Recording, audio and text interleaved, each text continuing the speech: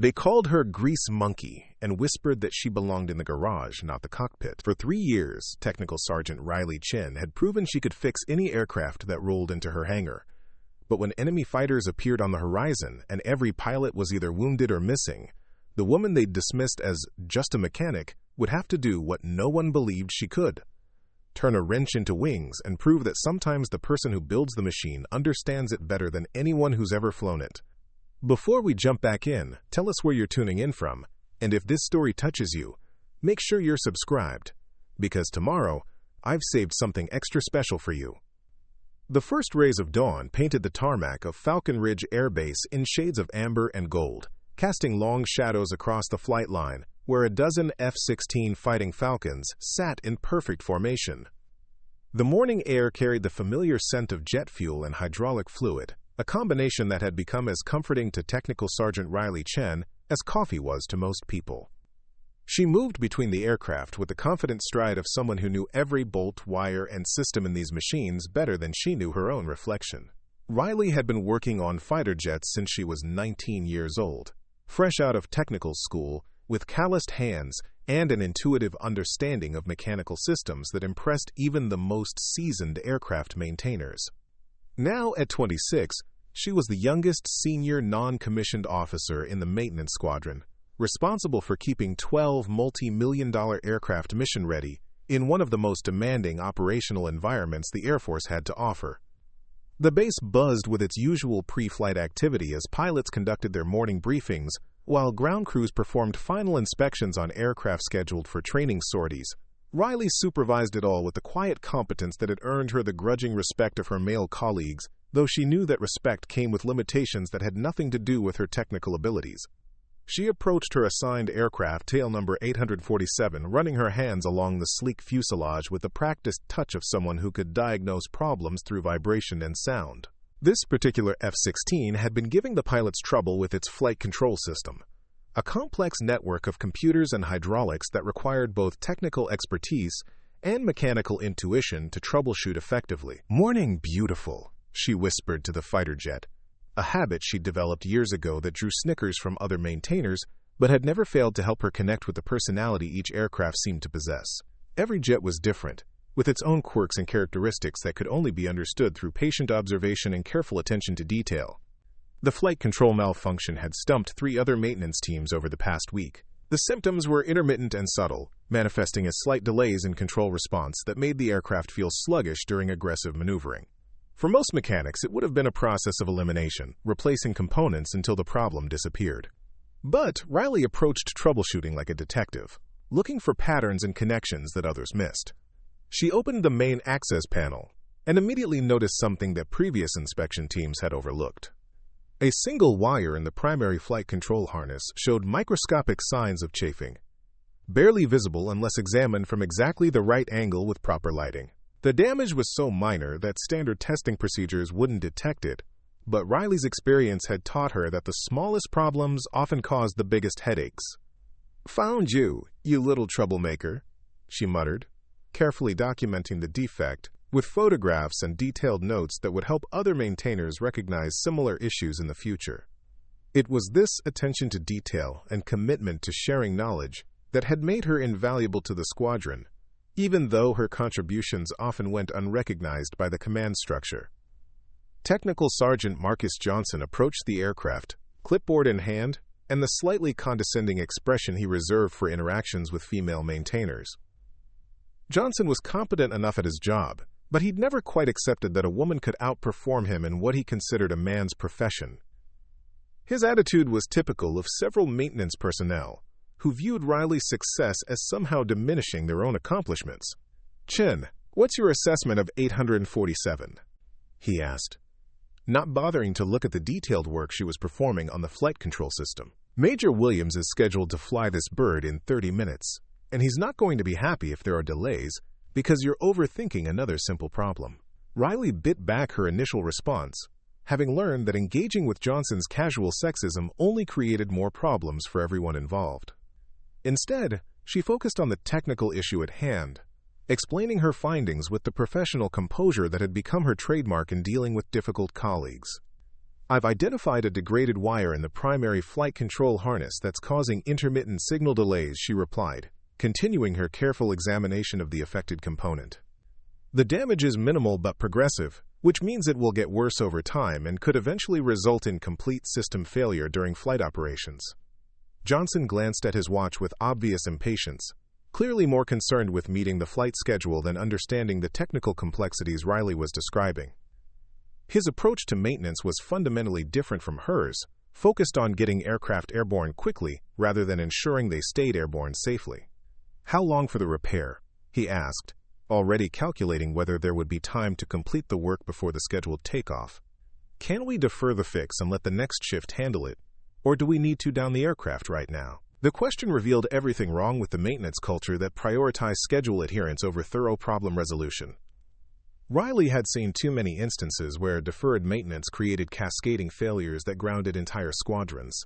But pointing out these connections would only reinforce her reputation as someone who overcomplicated simple issues.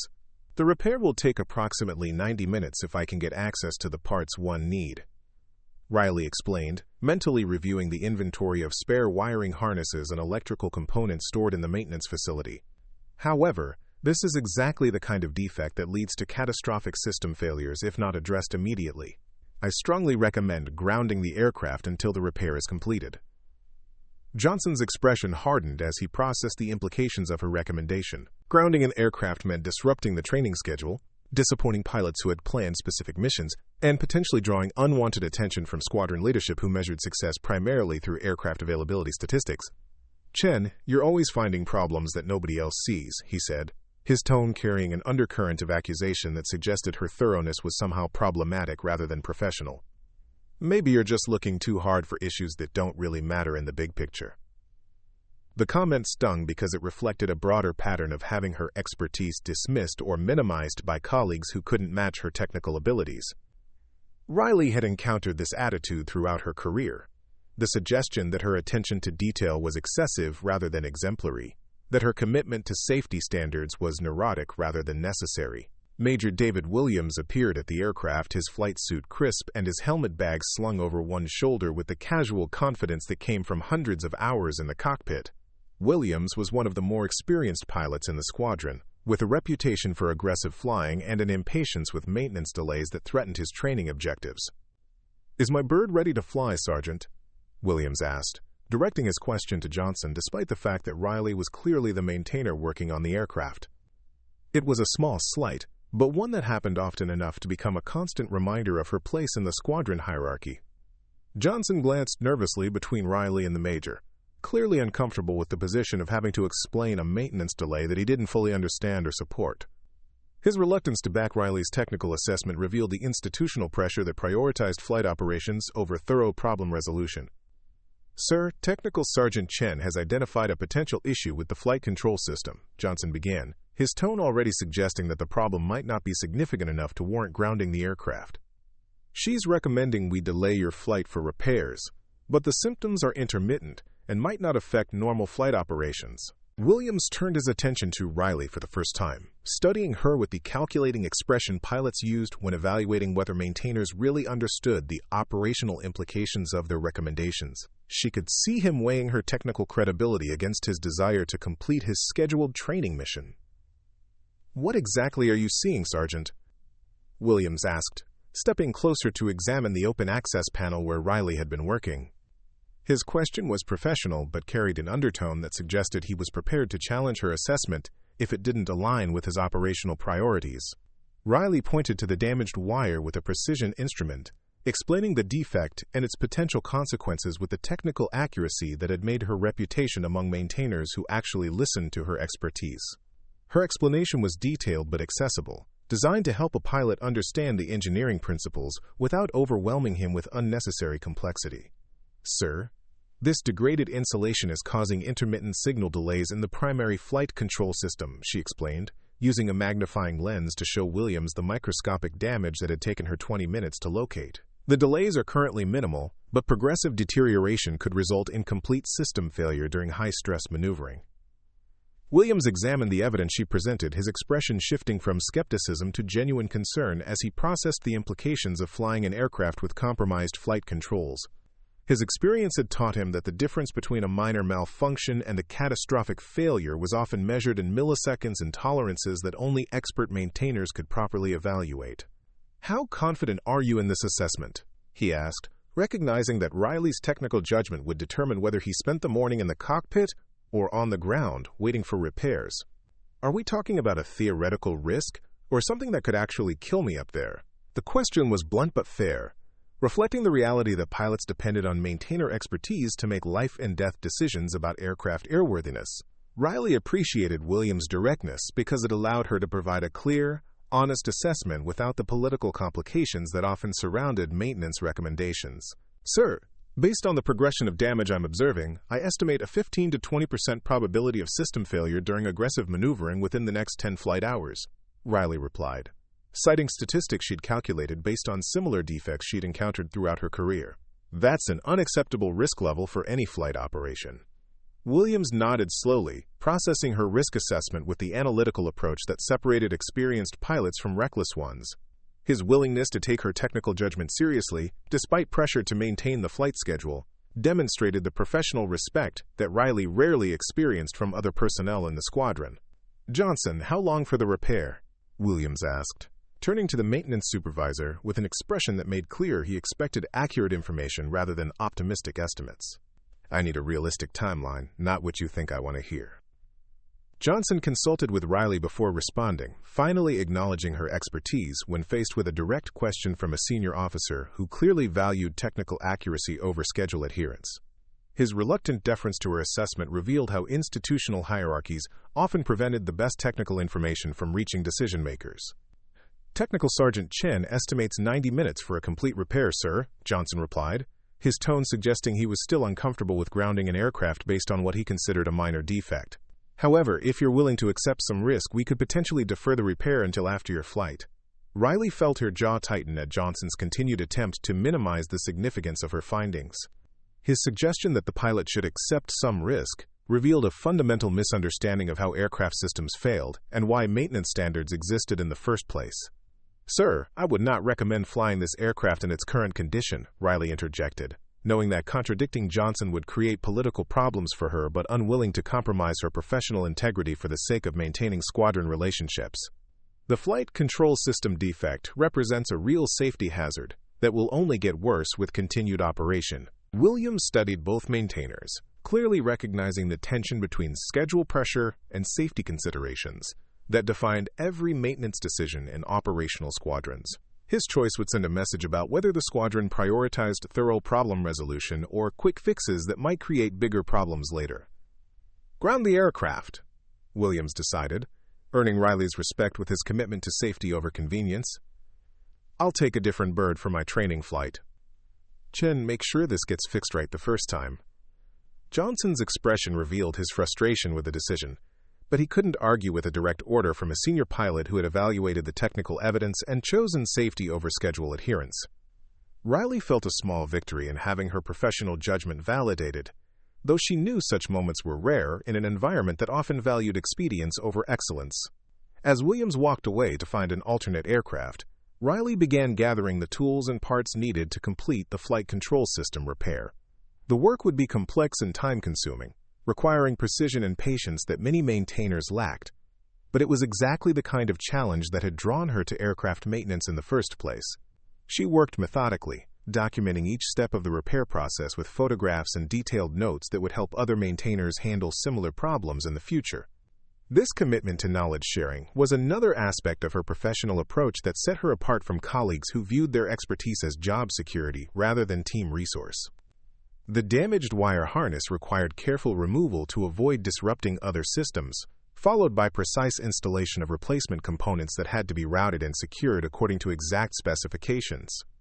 Riley's hands moved with the confident efficiency of someone who had performed similar repairs hundreds of times, but her mind remained focused on every detail that could affect the quality and durability of her work.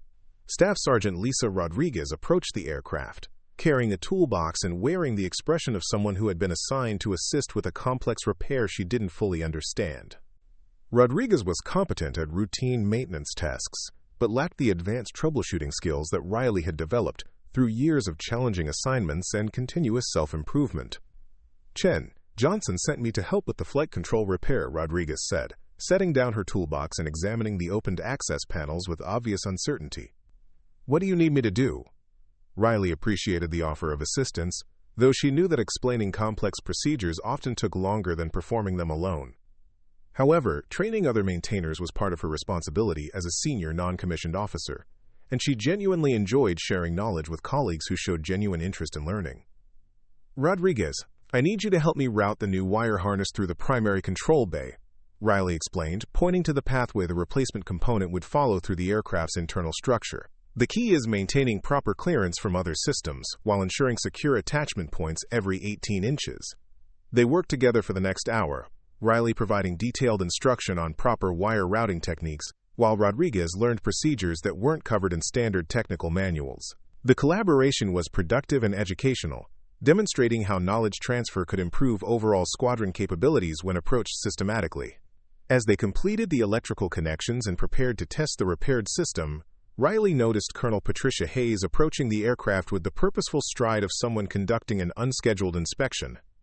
Hayes was the squadron commander, a pilot with extensive operational experience, who had earned respect through competence rather than politics, but she was also under constant pressure to maintain high aircraft availability rates. Technical Sergeant Chen, Hayes said, stopping beside the aircraft and examining the ongoing repair work with the analytical expression pilots used when evaluating maintenance activities. I understand you grounded this aircraft based on what Sergeant Johnson described as a minor electrical issue. Riley straightened to attention, recognizing that her maintenance decision was being questioned by someone with the authority to overrule her technical judgment. The situation was delicate because challenging a colonel's assessment could end her career, but compromising her professional standards could end someone's life.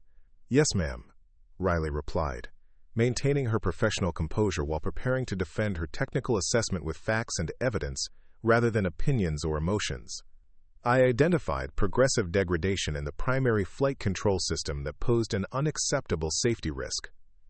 Hayes examined the repair work in progress, her expression revealing genuine interest in understanding the technical details rather than simply questioning Riley's judgment. Preparing and narrating this story took us a lot of time, so if you are enjoying it, subscribe to our channel, it means a lot to us. Now back to the story. Her approach suggested she was more concerned with making informed decisions than maintaining rigid hierarchies that prevented accurate information from reaching leadership. Show me what you found, Hayes requested, stepping closer to examine the damaged components Riley had removed from the aircraft. I want to understand the specific nature of the defect and your assessment of the associated risks. Riley welcomed the opportunity to explain her findings to someone with both the technical background to understand complex systems and the authority to support appropriate maintenance decisions. She guided Hayes through the evidence, explaining how the wire degradation would affect flight control responsiveness and why the problem would worsen over time.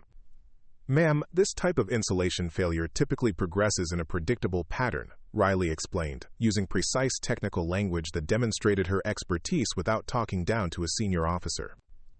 Initial symptoms are subtle delays in control response, but complete signal interruption usually occurs within 10 to 15 flight hours after degradation reaches this level.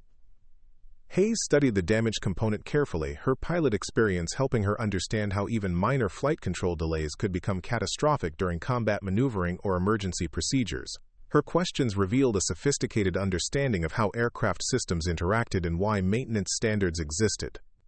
What's your assessment of Sergeant Johnson's recommendation to defer this repair? Hayes asked, testing whether Riley would diplomatically avoid criticizing a colleague or provide an honest professional opinion that might create interpersonal problems within the squadron. Riley chose honesty over diplomacy, knowing that Hayes needed accurate information to make informed decisions about aircraft safety and squadron operations. Her response was professional but clear about the technical realities that made deferring the repair unacceptable from an engineering perspective. Ma'am, deferring this repair would create an unacceptable risk of catastrophic system failure during flight operations, Riley stated, maintaining eye contact with Hayes while delivering an assessment that directly contradicted Johnson's recommendation. Progressive deterioration makes this the type of defect that must be addressed immediately. Hayes nodded approvingly, apparently satisfied that Riley was providing honest technical assessment rather than telling her what she thought she wanted to hear. The colonel's willingness to seek detailed explanations demonstrated leadership that valued substance over convenience, creating an environment where expertise could influence decisions regardless of rank or hierarchy. "How long until the repair is complete?" Hayes asked, checking her watch and mentally calculating the impact on the day's training schedule. "I need to know whether we can get this aircraft back online today or if we should plan around having 11 jets instead of 12. Riley consulted her repair timeline, factoring in the complexity of remaining work and the quality checks required before returning the aircraft to service. Her estimate reflected realistic expectations rather than optimistic projections that might create problems if complications arose during the final stages of the repair. "Ma'am, I estimate 3 hours for completion of all repair work and post-maintenance testing," Riley replied, knowing that Hayes would appreciate accurate information over false reassurances. "However, I recommend an additional 30 minutes for thorough flight control system checks to ensure complete functionality." Hayes accepted the timeline without complaint, recognizing that complex repairs required adequate time for proper completion. Her leadership style emphasized quality over speed, creating an environment where maintainers could focus on doing things right, rather than doing things quickly. "Carry on, Technical Sergeant," Hayes said, preparing to leave but pausing to make a comment that would stick with Riley long after the repair was completed. "Your attention to detail and commitment to safety standards reflect exactly the kind of professionalism this squadron needs. Keep up the excellent work." The praise was unexpected and gratifying, representing recognition from someone whose opinion mattered in the broader context of Riley's career development. It was also rare for her technical expertise to be acknowledged so directly by senior leadership, making the moment particularly meaningful in an environment where her contributions often went unnoticed. As Hayes walked away, Riley returned to her work with renewed energy and focus, knowing that her professional reputation was being built one successful repair at a time. The flight control system restoration required several more hours of meticulous work, but she approached each task with the patience and precision that had become her trademark. The repair progressed smoothly, with each component installed and tested according to exact specifications that ensured long-term reliability rather than quick fixes that might fail under stress. Riley's approach to maintenance was fundamentally different from colleagues who focused on getting aircraft airborne quickly, prioritizing thorough problem resolution that prevented future failures.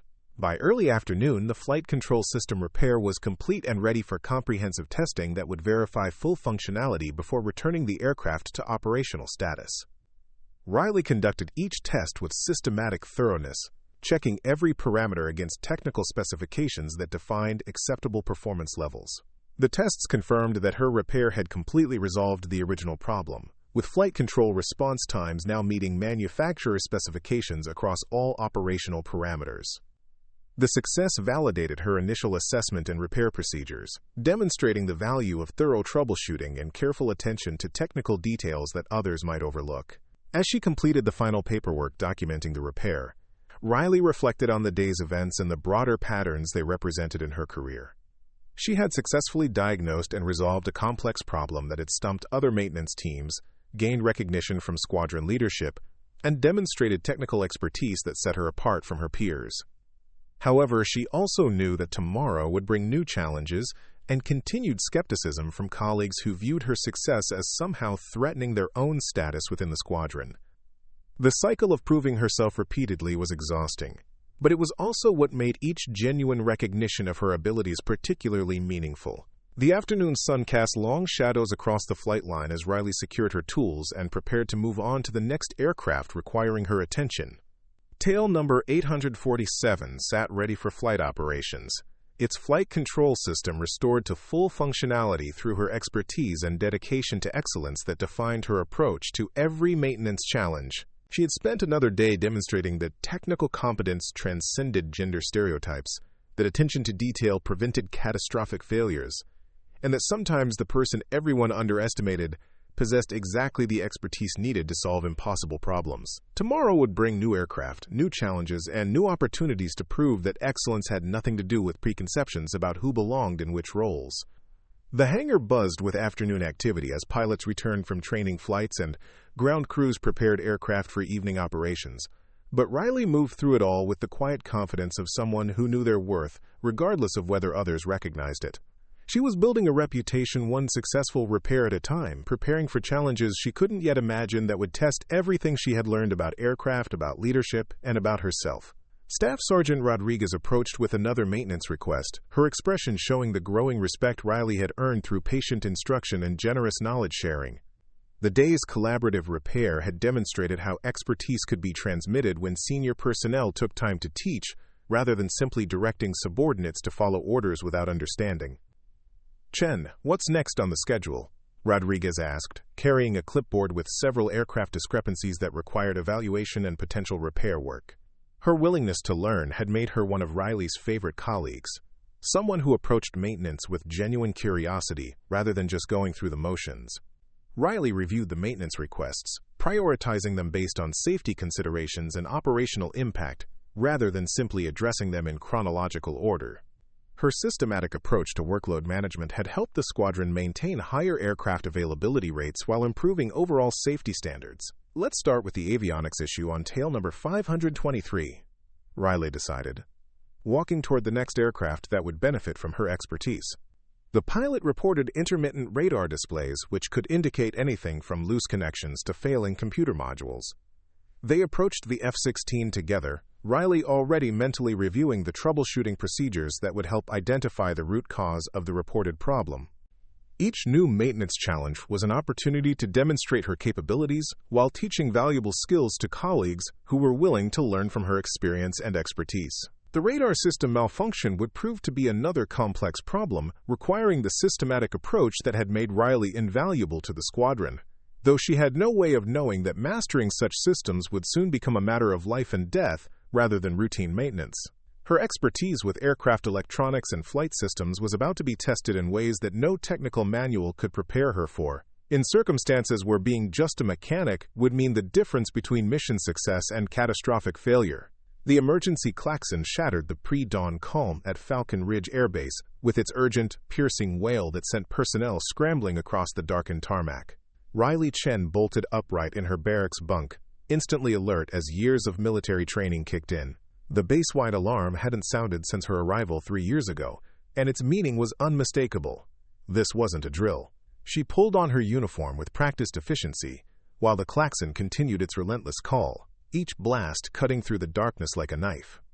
Around her, other maintainers were struggling into their gear, with the frantic energy of people who understood that emergency alerts meant lives hung in the balance, somewhere beyond the relative safety of their sleeping quarters. The base communication system crackled to life, with Colonel Hayes' voice cutting through the chaos with military precision. "All personnel to emergency stations immediately. This is not a drill. Repeat, this is not a drill. All aircraft maintenance personnel report to the flight line for immediate aircraft preparation." Riley grabbed her tool bag and sprinted toward the hangar, her mind already racing through emergency procedures and aircraft preparation checklists that could mean the difference between mission success and catastrophic failure. The urgency in Hayes' voice suggested something far more serious than routine training exercises or administrative emergencies.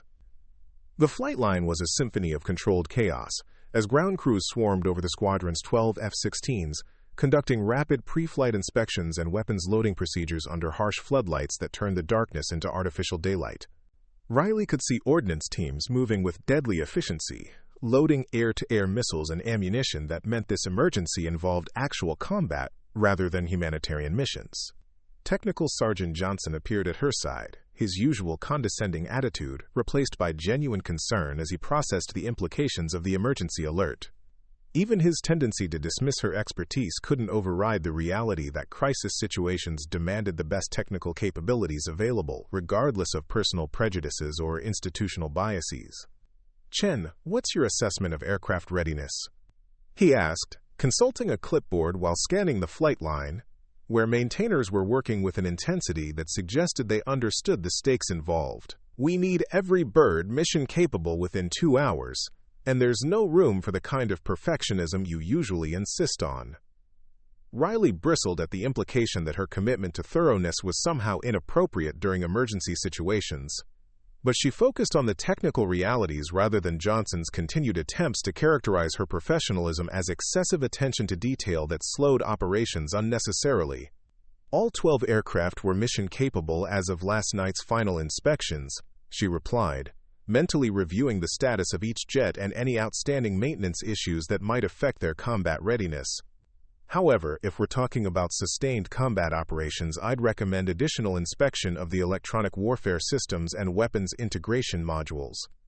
Johnson's expression revealed his frustration with what he perceived as unnecessary complications during a time when speed mattered more than perfectionism. His approach to emergency maintenance prioritized getting aircraft airborne quickly rather than ensuring they remained effective throughout extended combat operations. "Chen, we don't have time for your usual overthinking," he said, his tone carrying the familiar undertone of dismissal that suggested her technical recommendations were neurotic rather than necessary. "Just make sure the birds can fly and shoot. Everything else is secondary right now." Before Riley could respond to Johnson's characteristically short-sighted approach to maintenance priorities, Major Williams appeared at their aircraft with an expression that combined professional focus with underlying tension that suggested he knew more about the developing situation than he was authorized to share with maintenance personnel. "Sergeant Chen, I need a straight answer about 847's flight control system," Williams said, referring to the aircraft she had repaired the previous day with the meticulous attention to detail that Johnson criticized but pilots appreciated. "My mission profile is going to involve aggressive maneuvering at the edge of the aircraft's performance envelope." Riley appreciated Williams' direct approach to assessing aircraft capabilities for specific mission requirements rather than simply accepting generic assurances that everything was functioning within normal parameters. His question suggested combat scenarios that would test both aircraft and pilot to their absolute limits. "Sir, the flight control system is fully operational and tested to manufacturer's specifications," Riley replied, providing the precise technical assessment that Williams needed to make informed decisions about pushing his aircraft to its limits. "All control responses are within acceptable parameters for high-stress maneuvering operations." Williams nodded, but his expression suggested he was processing information that made the upcoming mission more complex than routine combat operations. His next question revealed concerns that went beyond standard aircraft maintenance issues into areas where technical expertise intersected with tactical considerations. "What about sustained operations under electronic warfare conditions?" he asked, lowering his voice to ensure their conversation remained private. "If someone's jamming our communications and navigation systems, how will the aircraft perform with degraded electronic support?" The question revealed the nature of the threat they were facing, something sophisticated enough to employ advanced electronic warfare capabilities that could disrupt the complex systems modern fighter aircraft depended on for navigation, communication, and weapons targeting. Riley's expertise with aircraft electronics suddenly became more critical than routine mechanical maintenance. "Sir, the F-16's flight systems include multiple redundancies designed for electronic warfare environments," Riley explained, drawing on technical knowledge that few maintainers possessed about how aircraft systems functioned under hostile electronic conditions. However, sustained jamming could degrade navigation accuracy and weapons targeting effectiveness. Williams studied her response with the analytical expression pilots used when evaluating technical information that could affect mission success or survival.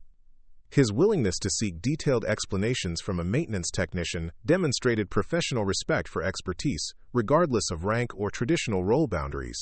Colonel Hayes approached their group with purposeful strides, carrying classified briefing materials that suggested the emergency situation involved threats requiring immediate military response. Her expression combined the focused intensity of operational leadership with underlying concern that indicated the developing crisis posed significant challenges to squadron capabilities.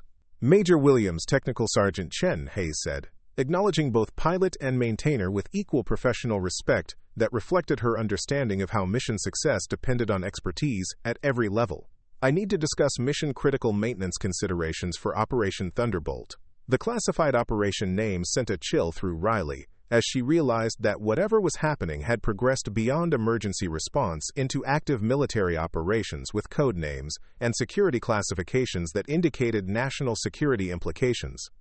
Her role as a maintenance technician was about to intersect with combat operations in ways she had never experienced. Hayes led them to a secure briefing area where classified materials could be discussed without risk of compromise to operational security. The facility's electronic security measures and restricted access protocols emphasized the sensitive nature of information about to be shared with personnel whose technical expertise was essential for mission success. At 03:00 hours, hostile aircraft penetrated our airspace in the Cascade Mountain region, Hayes began, using a digital display to show radar tracks and threat assessments that painted a sobering picture of the developing crisis. Intelligence indicates these are advanced fighters with sophisticated electronic warfare capabilities. Riley studied the tactical display with growing understanding of why her expertise with aircraft electronics had suddenly become mission-critical. The enemy aircraft weren't simply intruders but sophisticated platforms designed to disrupt the complex systems that made modern air combat possible.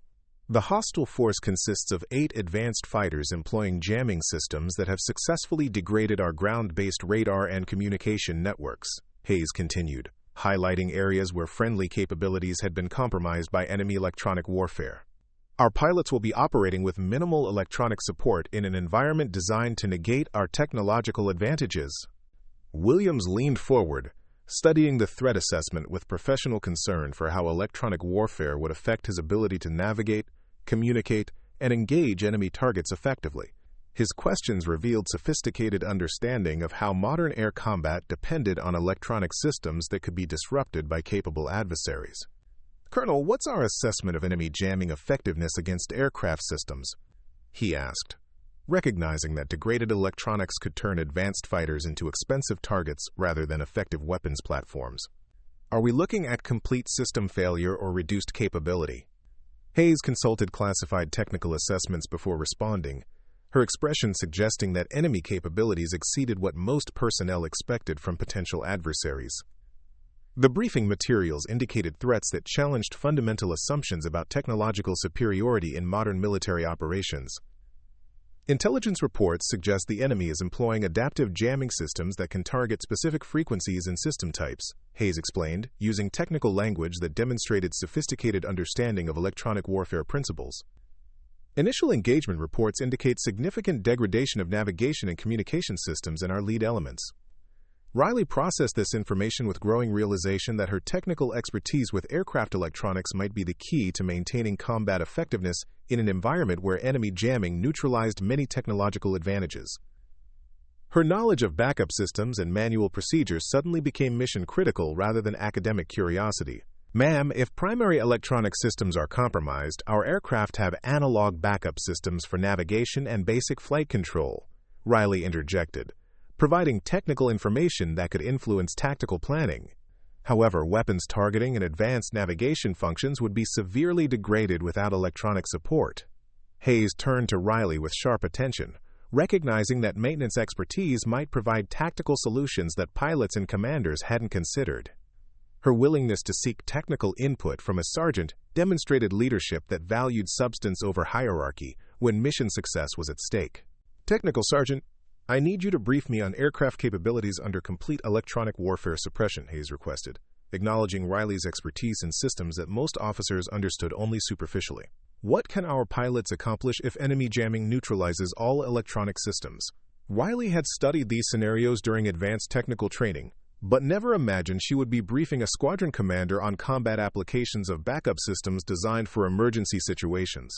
Her technical knowledge was suddenly becoming tactical intelligence that could determine mission outcomes. "Ma'am, under complete electronic suppression, our aircraft retain basic flight control, manual navigation using backup instruments, and iron sight weapons delivery," Riley explained, drawing on technical manuals that most personnel never studied in detail. However, pilot workload increases dramatically, and accuracy degrades significantly without electronic assistance. The briefing room fell silent as the implications of her assessment settled over the assembled personnel. Modern air combat depended heavily on electronic systems for navigation, communication, and weapons targeting, and their degradation or loss would force pilots to operate with capabilities more similar to previous generations of aircraft. Hayes studied tactical displays that showed the developing air battle with enemy forces that had successfully neutralized many technological advantages through sophisticated electronic warfare. Her expression suggested she was calculating how to achieve mission success with degraded capabilities against adversaries who had planned specifically to exploit these vulnerabilities.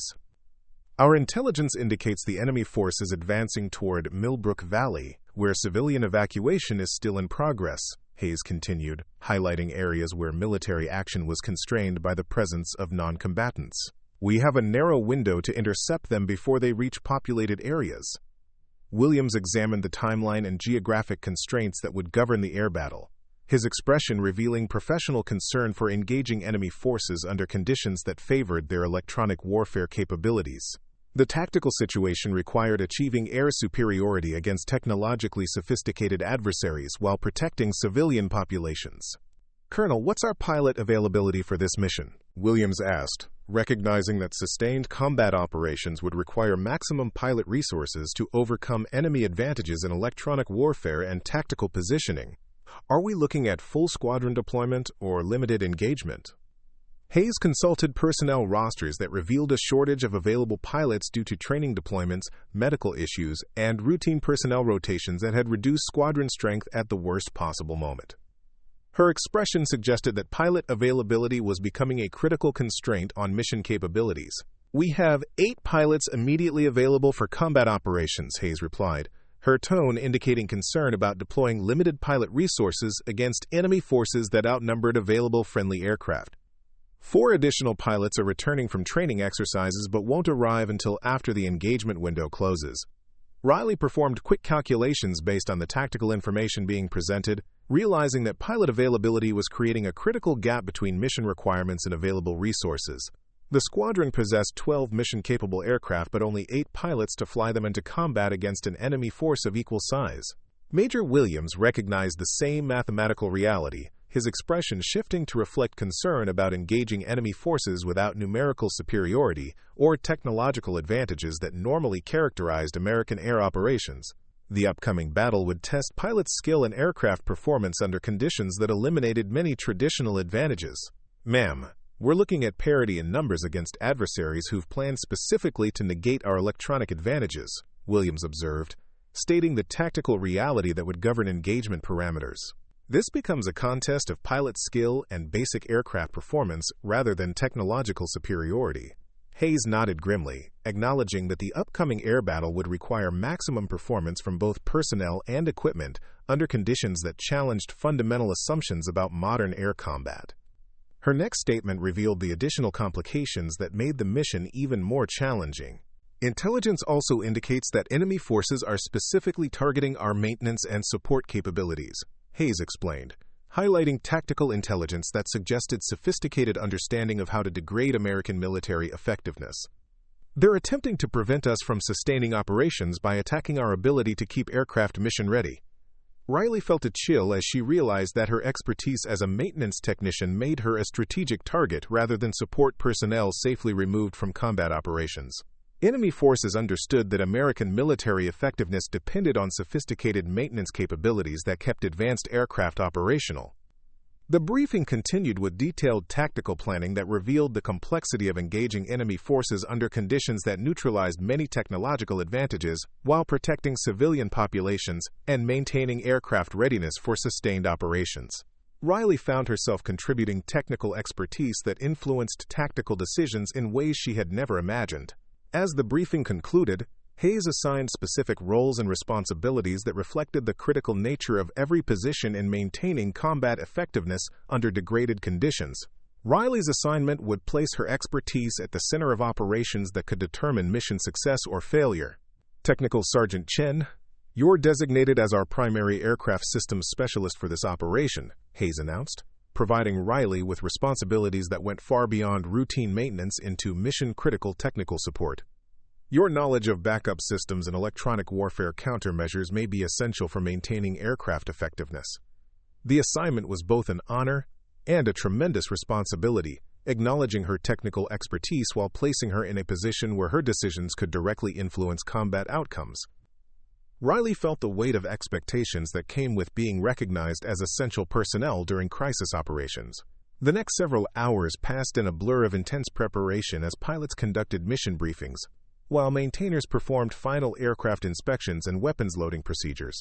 Riley moved between aircraft, ensuring that backup systems were properly configured and that pilots understood how to operate effectively with degraded electronic support. Her technical knowledge proved invaluable during pilot briefings where she explained alternative navigation techniques and weapons delivery procedures that could maintain combat effectiveness even under complete electronic warfare suppression.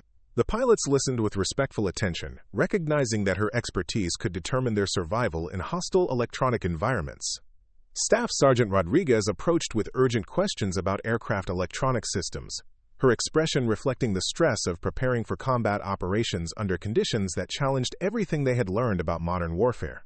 Her willingness to seek technical guidance demonstrated how crisis situations broke down traditional hierarchies. Chen, I'm getting conflicting information about backup navigation systems, Rodriguez said, consulting technical manuals that didn't adequately address combat operations under electronic warfare conditions. Can these aircraft actually navigate effectively without GPS and inertial systems? Riley welcomed the opportunity to share critical technical knowledge that could affect mission success, drawing on training and experience that few maintainers possessed about aircraft capabilities under degraded electronic conditions. Her explanations helped other personnel understand how to maintain effectiveness when primary systems failed. Rodriguez. The backup navigation systems include magnetic compasses and basic attitude indicators that allow manual navigation using visual references and dead reckoning, Riley explained, demonstrating procedures that most maintainers had never practiced. Accuracy degrades significantly, but experienced pilots can still navigate effectively over familiar terrain. They work together to ensure that backup systems were properly calibrated and that pilots understood their capabilities and limitations under combat conditions. The collaborative effort demonstrated how technical expertise could be shared to improve overall squadron effectiveness during crisis operations. As aircraft preparation neared completion, Riley noticed unusual activity around the base perimeter where security teams were implementing additional defensive measures. The increased security suggested that enemy forces posed threats beyond the immediate air engagement, potentially including ground-based attacks on base facilities. The possibility of ground attack added new urgency to aircraft preparation procedures, as any damage to maintenance facilities or fuel storage could cripple squadron operations even if the air battle was successful. Riley found herself calculating how to maintain aircraft readiness under conditions where normal support infrastructure might be compromised. Colonel Hayes reappeared with updated intelligence that revealed additional complications in the developing tactical situation. Her expression suggested that enemy capabilities exceeded initial assessments, creating challenges that would test every aspect of squadron readiness and technical competence. Personnel, we've received reports of enemy electronic warfare effectiveness exceeding our initial projections, Hayes announced, providing information that changed tactical assumptions about aircraft capabilities under hostile electronic conditions. Pilots are reporting complete loss of navigation and communication systems in the initial engagement area. Riley processed this information with growing understanding that her technical expertise with backup systems was becoming even more critical for mission success. If electronic warfare was proving more effective than anticipated, aircraft would depend entirely on analog systems and manual procedures for basic operations. The updated intelligence revealed that the upcoming air battle would test aircraft and personnel under conditions more challenging than anyone had anticipated, where technical knowledge of backup systems could determine the difference between mission success and catastrophic failure. Riley's expertise was about to be tested in ways that no training had prepared her for. Major Williams approached with final questions about aircraft capabilities under the reported electronic warfare conditions, his expression reflecting professional concern for operating effectively in an environment that had neutralized many technological advantages. His questions demonstrated sophisticated understanding of how electronic systems affected combat effectiveness. Sergeant Chen, based on these updated reports, what can I realistically expect from my aircraft if all electronic systems are jammed? He asked, seeking honest technical assessment rather than optimistic projections that might prove deadly in combat. I need to know actual capabilities, not theoretical possibilities. Riley appreciated his direct approach to assessing aircraft limitations under hostile conditions, recognizing that pilot survival depended on accurate understanding of what their aircraft could and couldn't accomplish when primary systems failed. Her response would help him plan tactics that matched available capabilities. Sir, under complete electronic suppression, you're essentially flying a 1960s-era fighter with modern engines and weapons, she replied, providing the stark assessment that Williams needed to make informed tactical decisions.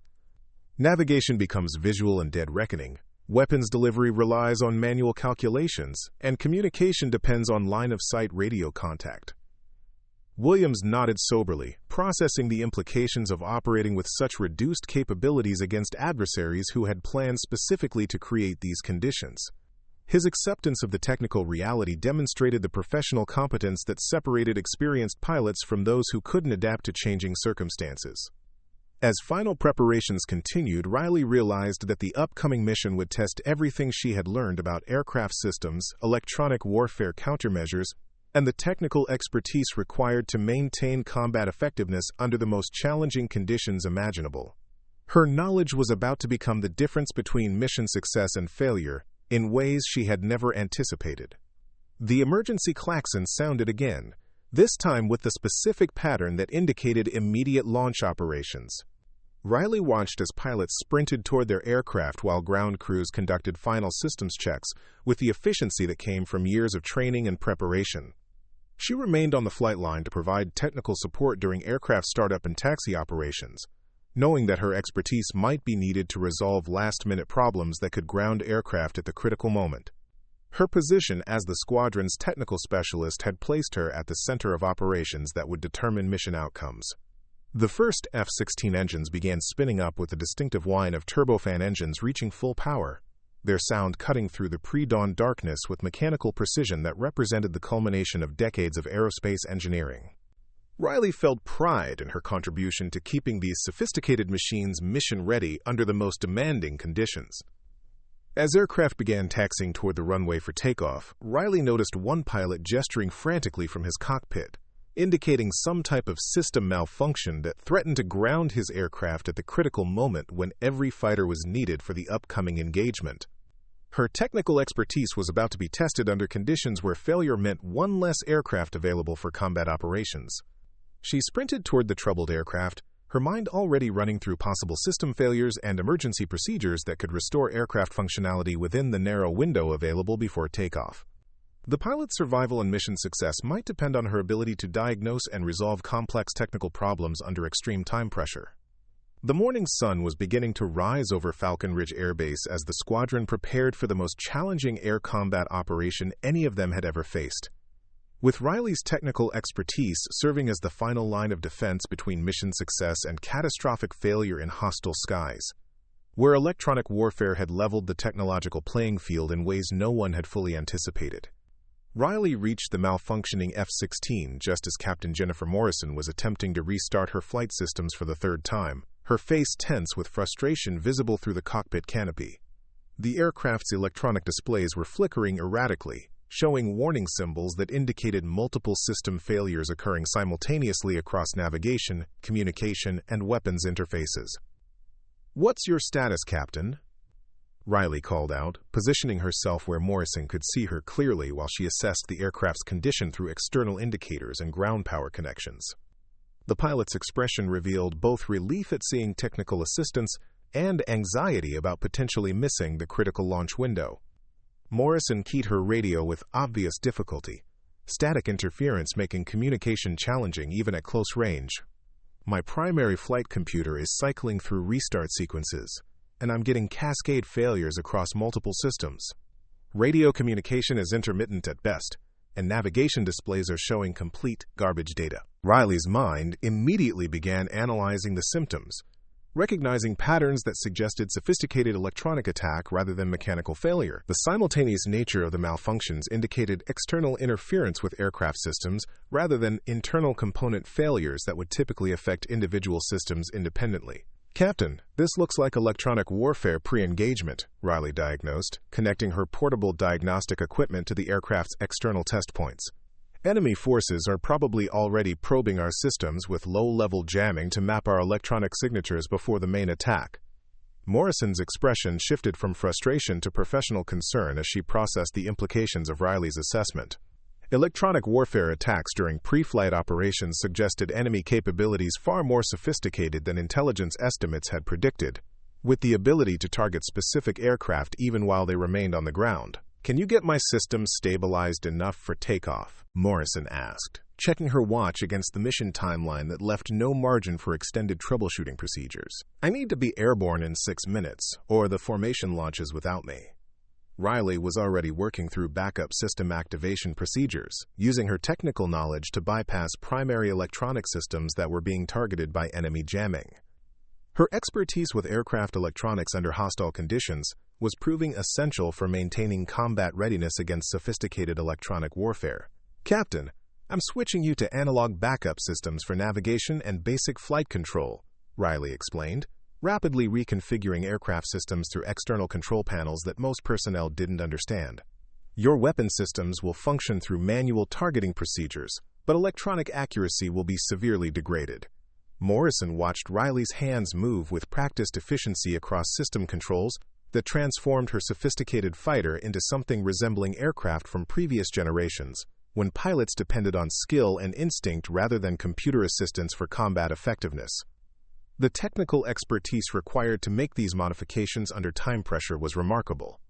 "How much capability am I losing with these modifications?" Morrison asked, recognizing that her combat effectiveness would be significantly reduced, but needing specific information to adjust her tactical planning accordingly. "What can I realistically accomplish against electronically sophisticated adversaries?" Riley completed the system modifications while calculating Morrison's reduced capabilities against mission requirements, drawing on technical knowledge that few maintainers possessed about aircraft performance under electronic warfare conditions. Her assessment would help Morrison understand what was possible with degraded systems. "Captain, you'll retain basic flight control, manual navigation using backup instruments, and iron sight weapons delivery," Riley replied, providing honest technical assessment rather than optimistic projections that could prove deadly in combat. "However, your targeting accuracy will drop by approximately 60%, and you'll need visual contact for effective engagement." Morrison accepted the limitations with professional composure, recognizing that reduced capability was preferable to missing the mission entirely due to system failures. Her willingness to adapt tactical approaches based on available technology demonstrated the flexibility that separated effective pilots from those who depended entirely on electronic assistance. "Roger that, Sergeant. At least I'll be able to contribute something to the mission," Morrison said, beginning her engine start sequence with backup systems that required manual procedures she hadn't practiced since initial flight training. "Thanks for getting me airborne when everyone else would have grounded the bird." Riley watched Morrison's aircraft taxi toward the runway, with a mixture of professional satisfaction and growing concern about the electronic warfare capabilities being demonstrated by enemy forces. The sophisticated jamming that had targeted specific aircraft systems suggested adversaries with detailed knowledge of American military technology and tactical procedures. As the first elements of the squadron began their takeoff roll, Riley noticed additional electronic interference affecting ground-based communication systems and radar displays throughout the base. The enemy's electronic warfare campaign was expanding beyond aircraft systems to target the entire operational infrastructure that supported combat operations. Technical Sergeant Johnson approached with obvious agitation, carrying diagnostic equipment that was providing inconsistent readings due to electronic interference from enemy jamming systems. His usual confidence was replaced by frustration with technical problems that exceeded his troubleshooting capabilities. "Chen, we're getting system failures across half the remaining aircraft," Johnson reported, consulting notes that reflected the growing impact of enemy electronic warfare on squadron readiness. "Whatever they're doing is affecting multiple aircraft simultaneously, and I can't isolate the source of the interference." Riley had anticipated this escalation based on her analysis of Morrison's aircraft problems, recognizing that enemy forces were systematically degrading squadron capabilities through coordinated electronic attack. Her technical expertise with electronic warfare countermeasures was becoming essential for maintaining any aircraft availability. "Johnson, this is coordinated electronic warfare targeting our specific aircraft systems," Riley explained, beginning rapid assessment of affected aircraft to determine which ones could be restored to mission-capable status. "We need to switch affected aircraft to analog backup systems and manual procedures immediately." Johnson's expression revealed his uncertainty about procedures that went beyond standard maintenance protocols into specialized electronic warfare countermeasures that weren't covered in typical technical training. His willingness to defer to Riley's expertise demonstrated how crisis situations forced recognition of specialized knowledge. "How many aircraft can you get mission-ready with these backup procedures?" Johnson asked, recognizing that squadron effectiveness now depended entirely on Riley's ability to configure aircraft for operations under hostile electronic conditions. "The Colonel needs realistic numbers for mission planning." Riley moved systematically between affected aircraft, rapidly assessing system failures and implementing electronic warfare countermeasures that would restore basic functionality. Her expertise was being tested under conditions where every decision could affect mission outcomes and pilot survival. "I can get 6 more aircraft mission-capable using analog backup systems," Riley determined, working with speed and precision that reflected years of experience with complex electronic systems. However, all pilots will need rapid briefings on manual procedures they probably haven't used since initial training. The time constraints were becoming critical as enemy electronic warfare continued to expand, affecting more systems and creating cascading failures that threatened to ground the entire squadron. Riley found herself in the unprecedented position of single-handedly maintaining combat readiness against sophisticated electronic attack. Colonel Hayes appeared with updated intelligence that revealed the full scope of enemy electronic warfare capabilities, her expression reflecting professional concern about engaging adversaries who had successfully neutralized many technological advantages. The intelligence update painted a sobering picture of the challenges facing the squadron. Technical Sergeant Chen, enemy forces are demonstrating electronic warfare capabilities that exceed our intelligence projections, Hayes reported, acknowledging Riley's critical role in maintaining aircraft availability under hostile conditions.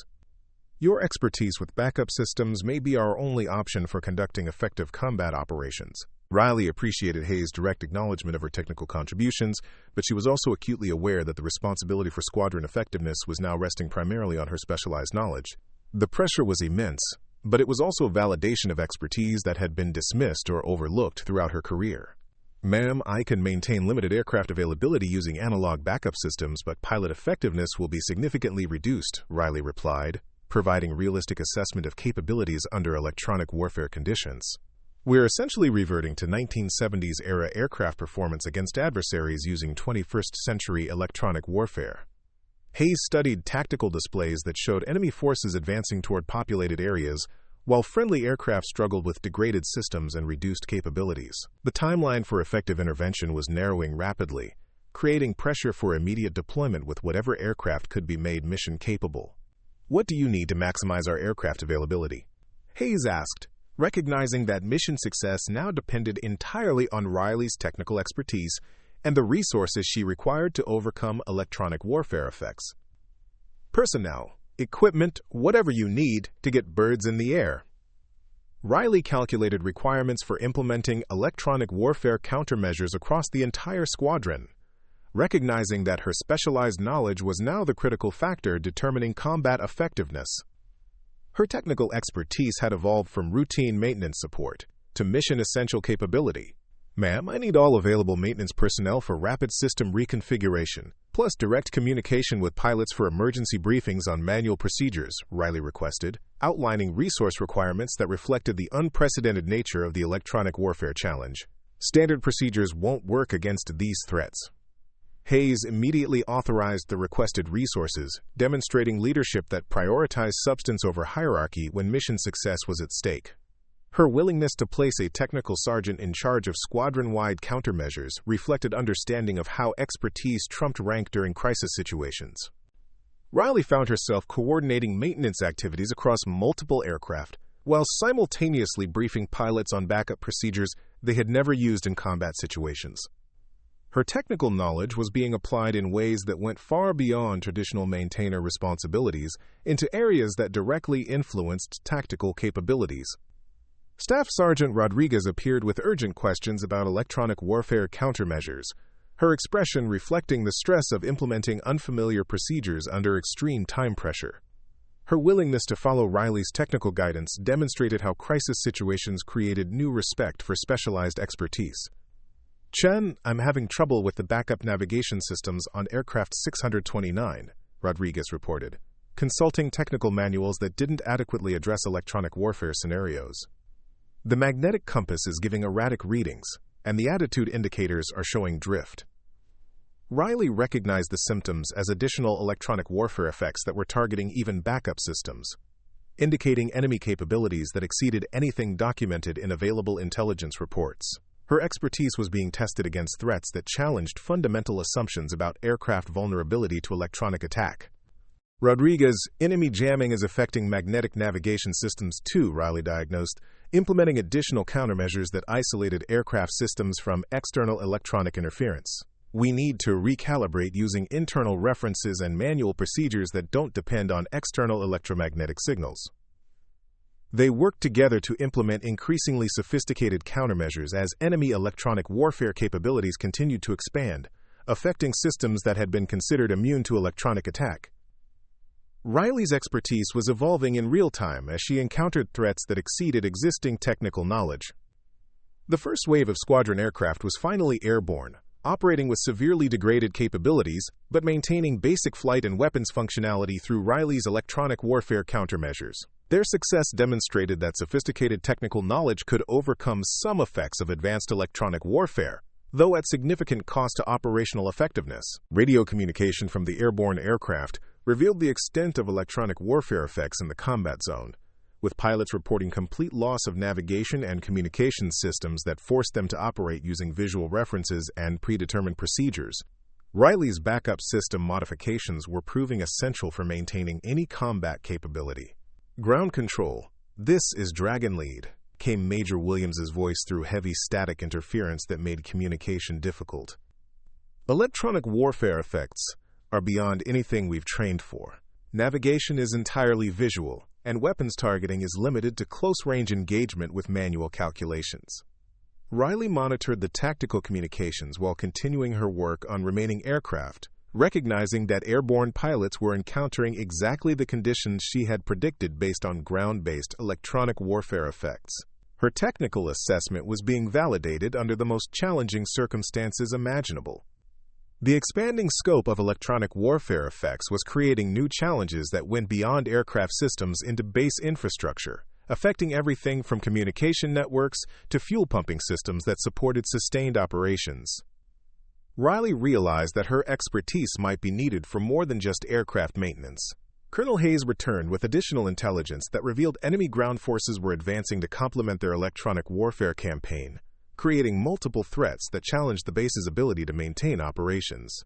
The tactical situation was deteriorating rapidly as electronic warfare undermined defensive capabilities. Technical Sergeant, we're receiving reports of enemy ground forces approximately 30 minutes from base perimeter, Hayes informed Riley, adding new urgency to aircraft preparation procedures.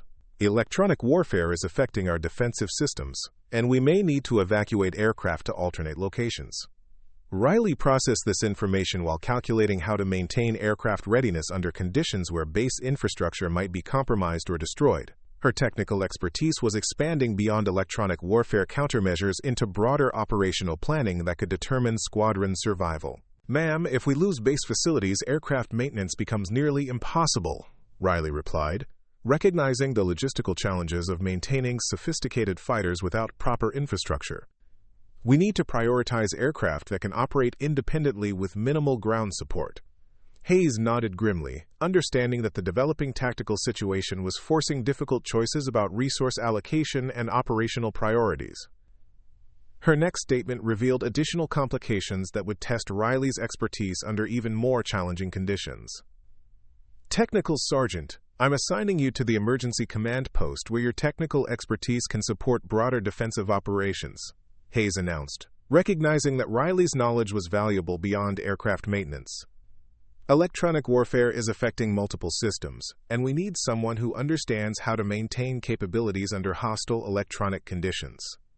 The assignment placed Riley at the center of base defensive operations, where her technical knowledge would influence decisions about communications, sensors, and weapons systems that protected the entire facility. Her expertise was expanding from aircraft maintenance into critical infrastructure protection under electronic warfare attack. As Riley gathered her equipment for the new assignment, she noticed that enemy electronic warfare was beginning to affect basic systems like lighting and power distribution throughout the base. The sophistication of the attack suggested adversaries with detailed knowledge of American military infrastructure and the electronic systems that kept it operational. The Emergency Command Post was a hardened facility designed to maintain operations under hostile conditions, but even its protected systems were showing effects of the coordinated electronic warfare campaign. Riley's expertise with electronic systems was immediately needed to maintain basic command and control capabilities. "Sergeant Chen, our communication systems are experiencing systematic degradation," reported Major Patricia Stone, the base communications officer who was struggling with equipment failures that exceeded normal troubleshooting procedures.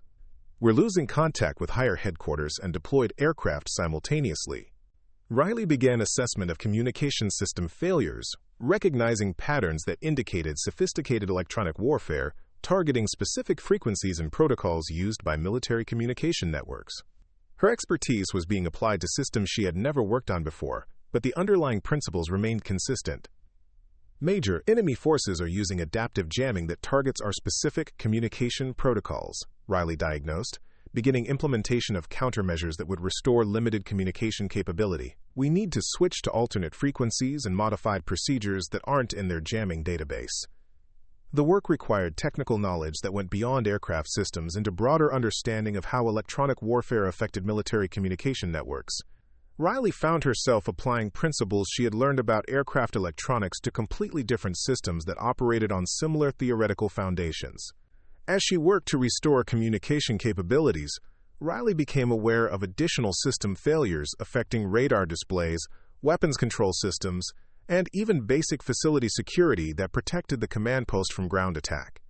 Enemy electronic warfare was proving more comprehensive than anyone had anticipated.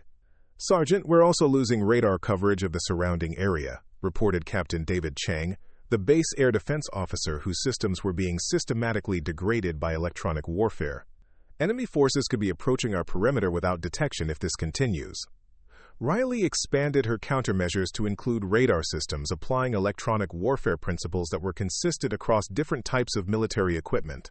Her expertise was proving valuable for maintaining defensive capabilities that went far beyond aircraft maintenance into comprehensive base protection. The scope of electronic warfare effects continued to expand as enemy forces demonstrated capabilities that challenged fundamental assumptions about military system vulnerability. Riley found herself becoming the primary technical specialist for countering threats that exceeded existing training and doctrine. Her work in the command post revealed the true sophistication of enemy electronic warfare, which was systematically targeting every aspect of military capability from individual aircraft to base infrastructure. The coordinated nature of the attack suggested extensive intelligence preparation and detailed knowledge of American military systems. As enemy ground forces approached the base perimeter, Riley realized that her technical expertise was about to be tested under direct combat conditions where electronic warfare would be combined with conventional attack. Her knowledge of military systems was becoming essential for survival rather than routine maintenance support. The situation was evolving rapidly toward a crisis where technical knowledge would determine the difference between successful defense and catastrophic failure. Riley's expertise was expanding from aircraft maintenance into comprehensive electronic warfare defense under conditions that would test everything she had learned about military technology. Radio reports from the airborne squadron revealed that enemy aircraft were proving more capable than intelligence estimates had suggested, forcing friendly pilots to engage under conditions where electronic warfare had eliminated most technological advantages. The air battle was becoming a contest of basic flying skills rather than sophisticated weapons systems. Ground control. Dragon led as engaging enemy aircraft with severely degraded systems, Williams reported through communication that was barely audible due to electronic interference. Request immediate technical assistance for weapons system problems that are preventing effective engagement. Riley realized that her expertise might be needed to support airborne aircraft through remote technical assistance, providing guidance for problems that pilots couldn't resolve without ground-based maintenance support. Her technical knowledge was becoming essential for maintaining combat effectiveness during active engagement. The command post's communication systems were restored to limited functionality through Riley's countermeasures, but enemy electronic warfare continued to evolve and adapt to her defensive measures. The electronic battle was becoming as complex as the physical combat occurring in the airspace above the base. Colonel Hayes appeared with tactical updates that revealed the full scope of threats facing the base, including air attack, ground assault, and continued electronic warfare that was systematically degrading defensive capabilities. The situation required every available resource and expertise to maintain effective resistance. Technical Sergeant. Enemy forces are demonstrating coordination between electronic warfare, air attack, and ground assault that we've never encountered before, Hayes reported, acknowledging that the tactical situation had evolved beyond standard defensive doctrine. Your electronic warfare countermeasures may be our only advantage in maintaining operational capability. Riley understood that her technical expertise had become the critical factor in base defense, with her knowledge of electronic systems determining whether defensive capabilities could be maintained against sophisticated attack. The responsibility was enormous, but it was also the ultimate validation of expertise that had been undervalued throughout her career. As enemy ground forces reached the base perimeter and electronic warfare intensified, Riley prepared for the most challenging test of her technical knowledge under conditions where failure would mean not just mission failure but potential loss of life for everyone depending on her expertise to maintain defensive capabilities against overwhelming odds. The explosion that rocked the command post threw Riley against the reinforced wall as enemy artillery found its mark on the base's communication array. Emergency lighting flickered as power systems struggled under the combined assault of electronic warfare and physical destruction. Through the smoke and debris, she could hear Colonel Hayes coordinating defensive positions while enemy forces breached the outer perimeter. "Dragon lead to base. We're taking heavy casualties up here." Williams' voice crackled through the damaged radio system, barely audible over static and interference. "Need immediate reinforcement, but my wingman just went down and Dragon 3 has critical system failures forcing him to return to base." Riley calculated the numbers with growing horror. 8 pilots had launched, but combat losses and system failures were rapidly depleting their already outnumbered force. The enemy's coordinated attack was proving devastatingly effective against aircraft operating with degraded electronic systems. Hayes grabbed Riley's shoulder as another explosion shook the facility. "Technical Sergeant, we have one more F-16 that's mission-capable, but no pilots available to fly it. Everyone else is either airborne, wounded, or defending the base perimeter." Riley stared at Hayes, understanding the impossible situation they faced. "Ma'am, I'm not a pilot. I've never flown anything beyond the simulators I use for maintenance training." "You understand those aircraft better than anyone else on this base," Hayes replied, her voice cutting through the chaos with desperate authority. "You know every system, every backup procedure, every workaround that could keep that fighter operational under these conditions." The weight of the moment crashed over Riley as she realized what Hayes was asking. With enemy forces overwhelming their defenses and friendly aircraft falling from hostile skies, her technical expertise had evolved from maintaining machines to becoming the machine's operator in combat she had never trained for. "Colonel, maintenance simulators don't teach air-to-air combat," Riley protested, even as part of her mind was already calculating flight procedures and weapons systems operation. "I know how the systems work, but flying in combat is completely different." Hayes pulled up tactical displays showing enemy aircraft advancing toward populated areas, while their remaining defenders struggled with overwhelming odds. "Technical Sergeant, you're our last option. That aircraft needs someone who can keep it flying when everything else fails, and you're the only person left who has that knowledge." Riley looked through the command post's reinforced windows at the single F-16 sitting on the tarmac, its systems configured with her electronic warfare countermeasures and backup procedures. The aircraft represented both salvation and almost certain death for someone with her limited flight experience. "Ma'am, if I take that aircraft up there, I'm probably not coming back," Riley said quietly, acknowledging the reality that combat flying required skills she had never developed. "But if those enemy fighters reach the evacuation zones?" Hayes nodded grimly, understanding that they were asking Riley to sacrifice herself for a mission that offered little chance of success. "Technical Sergeant, no one would question your decision to decline. You've already done more than anyone could ask." Riley thought about the civilians still evacuating from Millbrook Valley, the pilots fighting impossible odds in degraded aircraft, and the technical knowledge that might make the difference between mission success and catastrophic failure. Her expertise had brought her to this moment where theory would become life-or-death reality. "Colonel, I need 5 minutes to configure that aircraft for someone with my limitations," Riley said, making the decision that would define her legacy regardless of its outcome. "And I need whatever tactical information you can provide about enemy capabilities and friendly positions." Hayes immediately began coordinating Riley's emergency deployment, while base defenders continued fighting enemy ground forces that had penetrated the perimeter. The situation was deteriorating rapidly, but Riley's decision to fly provided the only remaining option for air support. Riley sprinted across the damaged tarmac toward the waiting F-16, her mind racing through startup procedures and combat systems operation that she had studied in theory but never practiced under combat conditions. Enemy artillery continued falling around the base as she reached the aircraft. She climbed into the cockpit with hands that moved through pre-flight procedures with mechanical precision, despite the emotional chaos of preparing for her first and likely final combat mission. Every switch and display was familiar from maintenance work, but operating them as a pilot felt fundamentally different. The aircraft systems came online exactly as her countermeasures had configured them, with analog backup systems providing basic navigation and flight control, while electronic warfare continued disrupting primary systems. Riley felt grim satisfaction that her technical modifications were working as designed. "Technical Sergeant Chen to base control," she transmitted, as the engine wound up to full power. "Aircraft systems nominal, requesting immediate clearance for emergency combat launch." Hayes' voice came back immediately, cutting through standard procedures with combat urgency. "Riley, you're cleared for immediate takeoff. Dragon-led will provide tactical guidance, but you're authorized to engage targets of opportunity with your best judgment."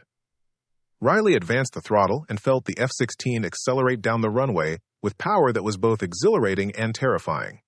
Her limited simulator experience had not prepared her for the physical sensation of actual flight, but her technical knowledge of aircraft systems kept her focused on procedures rather than fear.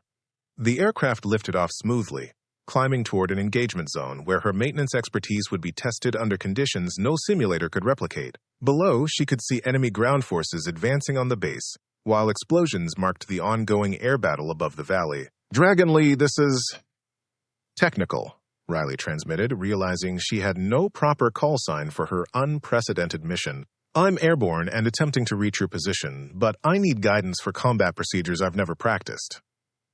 Williams' response carried surprise and professional concern. "Technical. Did base just launch a maintainer and a fighter? What's your actual flight experience?" "Dragon-led. I have approximately 40 hours in maintenance simulators and complete technical knowledge of all aircraft systems," Riley replied honestly, knowing that Williams needed accurate information to provide effective guidance. "This is an emergency deployment with minimal pilot qualifications." The radio silence that followed reflected Williams' shock at learning that their reinforcement was someone with no combat training attempting her first real flight under the most challenging conditions imaginable. When he spoke again, his voice carried the professional competence of someone adapting to impossible circumstances. "Technical, I'm going to talk you through basic combat procedures while you navigate to our position," Williams said, beginning emergency instruction that compressed years of pilot training into minutes of desperate communication. "First priority is maintaining aircraft control while you learn to fight." Riley listened intently while manually flying the F-16 using backup systems that required constant attention to maintain stable flight. Her technical knowledge of how the systems worked was proving valuable, but the physical skills of combat flying were completely unfamiliar. Enemy aircraft appeared on her limited radar display as she approached the engagement zone, their electronic signatures partially masked by jamming but still detectable through her countermeasures. Riley felt terror and determination in equal measure as she prepared for combat she had never trained for. "Dragon Lead, I have enemy contacts on my scope," Riley transmitted, trying to sound more confident than she felt while calculating engagement procedures she had only read about in technical manuals. "Requesting guidance for weapons employment procedures." Williams' voice guided her through weapon system activation while she maneuvered to engage enemy aircraft that possessed every advantage except her intimate knowledge of how to keep fighting when electronic systems failed. Her technical expertise was about to be tested in life-or-death combat. The first missile engagement was a catastrophic failure, with Riley's inexperience resulting in a shot that missed by hundreds of yards. Enemy fighters immediately focused their attention on her aircraft. Recognizing an inexperienced pilot they could eliminate quickly. "Technical. You need to use manual targeting procedures," Williams instructed while engaging his own targets. "Your technical knowledge of weapon systems is your only advantage right now." Riley switched to iron sight targeting methods she had studied but never practiced, using backup systems that her countermeasures had specifically preserved for exactly this situation. Her second engagement was more successful, damaging an enemy fighter that had underestimated her capabilities.